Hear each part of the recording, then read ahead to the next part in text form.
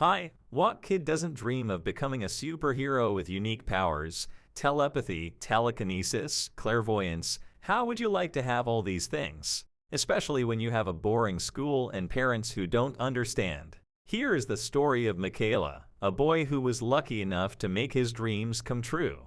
See movie recaps online, subscribe and like, we're on. One morning Michaela leaves home early. He has €50 to spend on the coolest Spider-Man costume in town.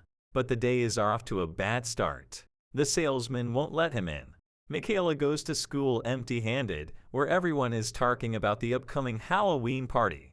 A police officer, Giovanna Celinza, enters the classroom. She tells the class that Martin disappeared a couple of days ago and asks the children to share any information with her. Michaela is mocked by the classmates, and his nose bleeds from nerves. He quits the test and runs to the bathroom, where he hides in a stall. But the bullies still get to him at recess. The guys take the money intended to buy a costume and shamefully chase him out of school with paintball guns. Upset, Michaela comes home. He refuses to eat dinner and tries to get rid of his annoying little sister. But when she makes fun of his brother for not having any friends, Michaela decisively leaves the house and goes to a cheap, scary goods store. There he buys a simple Chinese superhero costume, in which he goes to a party. There he meets his beloved Stella as Marie Antoinette, but they don't have time to talk properly. On the big TV, the girls show strange images. Michaela wants to fall through the ground from shame. He runs away from his classmates and locks himself in a room praying to his reflection to become invisible. However, the wish is not fulfilled and he jumps out of the window and runs home.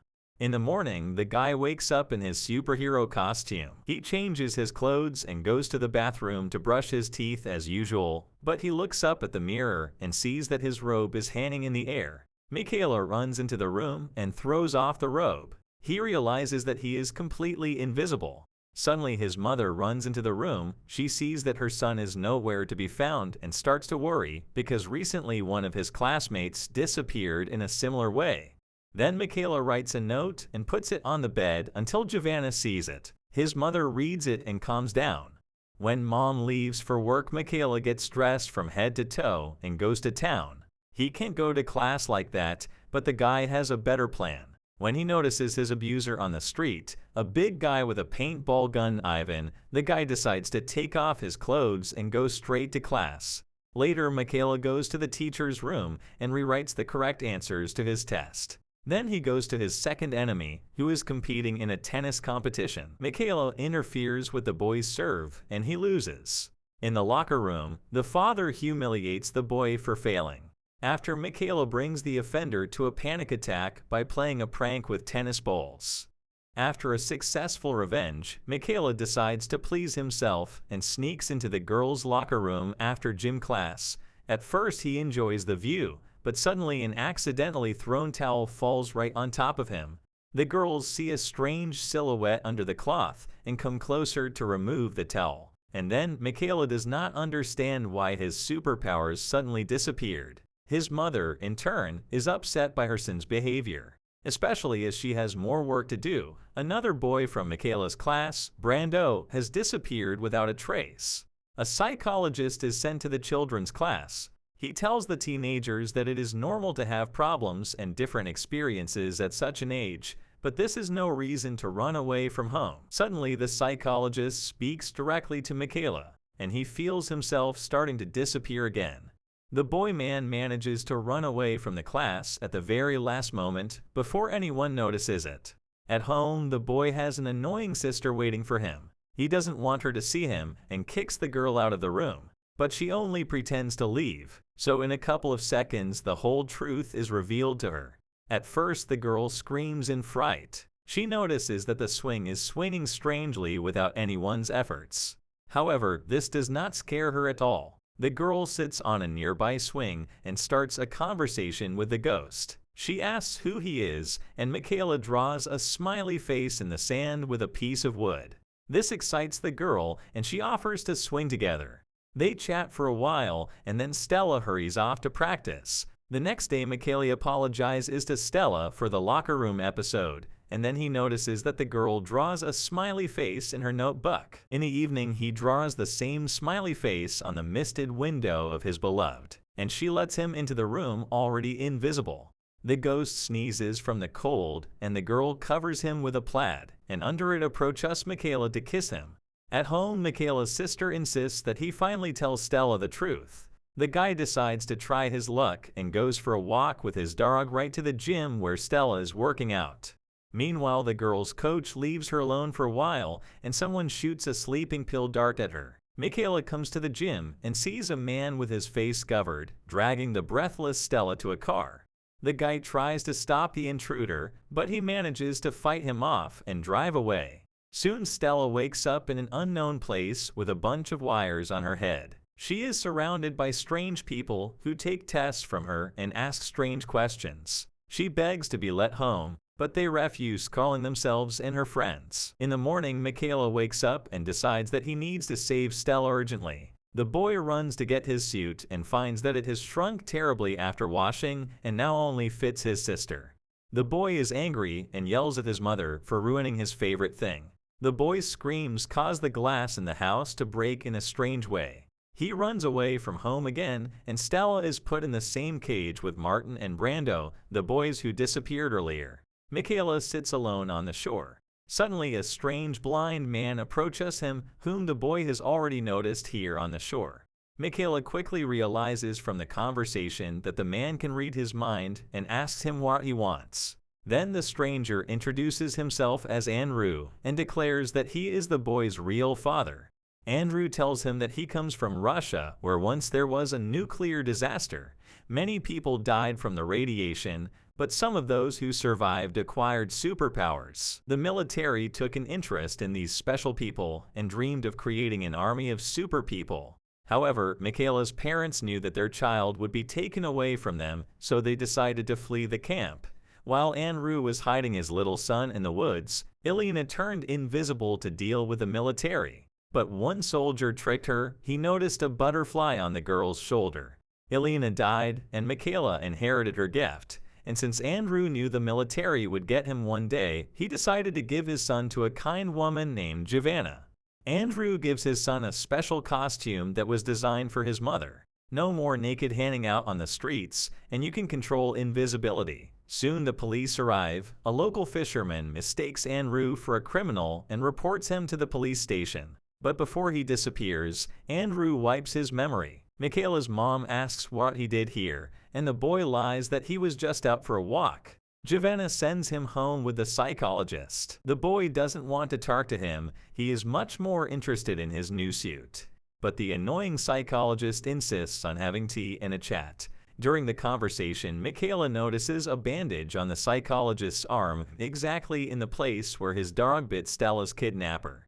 Realizing that he has been exposed, the psychologist bluntly says that he has locked all the doors in the house, and now the boy can escape.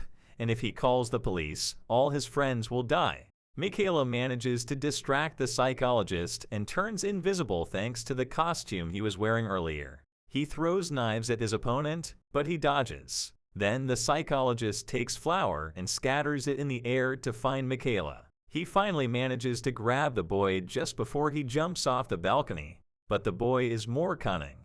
Once on the street, Michaela sees Ivan nearby and gets on his motorcycle. He yells at his adversary and orders him to move. Giovanna meanwhile returns home and sees the incredible mess. Suddenly Andrew rings the doorbell at her house, and Stella and company waste no time in their confinement.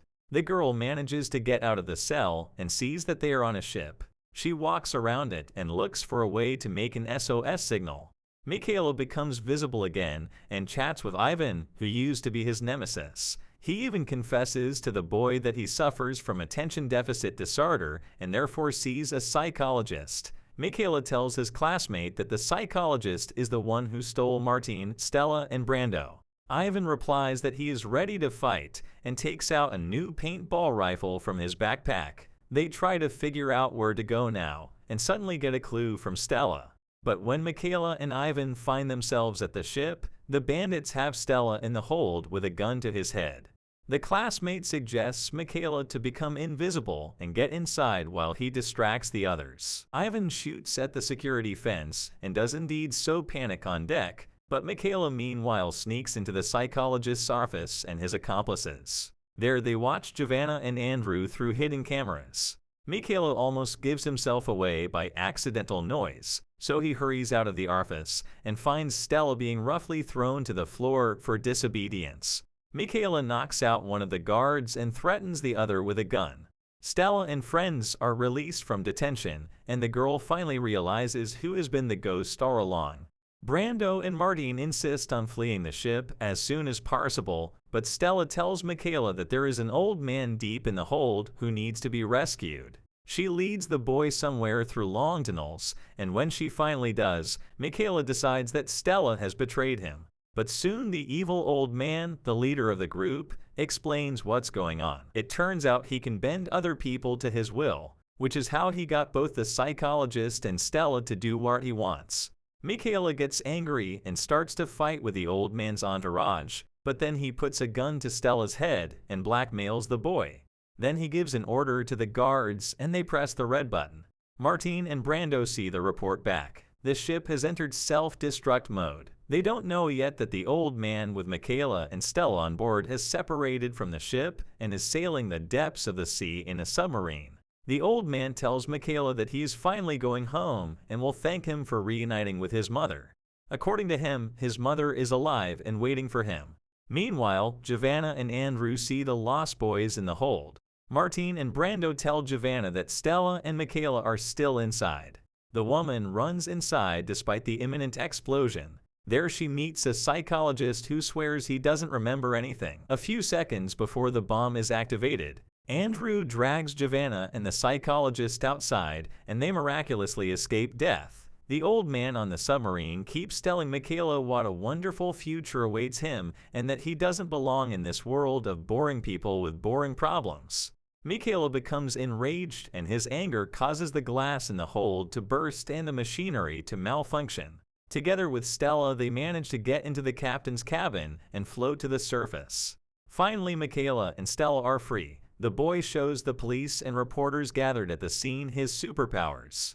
Then the boy notices his father and runs after him. From the conversation, he realizes that Andrew is going to change the memory of all these people, because if they know about his abilities, Michaela will be in great danger. The father promises that he will come back and leaves. Time passes.